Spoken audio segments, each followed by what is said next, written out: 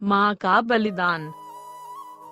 यह कहानी है शहर में रहने वाले रमेश की, जो अपने माँ के साथ रहता था।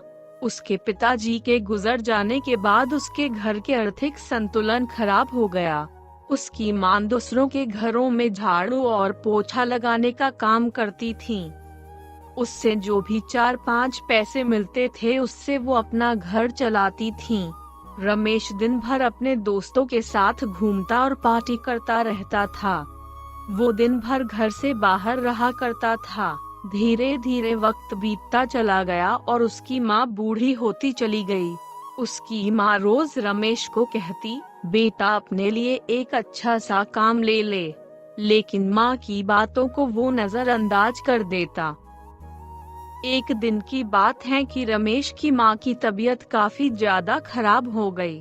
उस दिन वो किसी के घर काम करने नहीं गई। घर में पैसा न होने की वजह से रमेश अपनी माँ का इलाज न करा पाया, जिससे उसकी माँ का तबीयत दिन ब दिन खराब होने की वजह से वो मर गई। रमेश को समझ नहीं आ रहा था कि वह क्या करे, क्योंकि उसकी माँ के गुजर जाने के बाद वह अकेला पड़ गया था।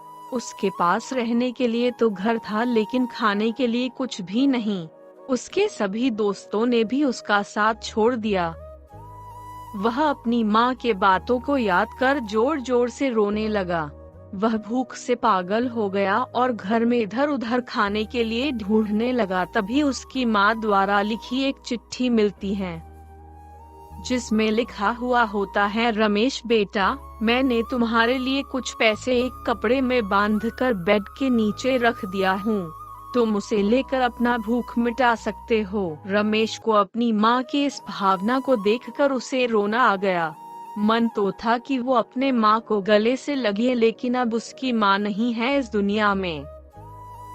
दुनिया में एक माँ ही ऐसी है जो अपने बेटे को बिना किसी स्वार्थ के प्यार करती है।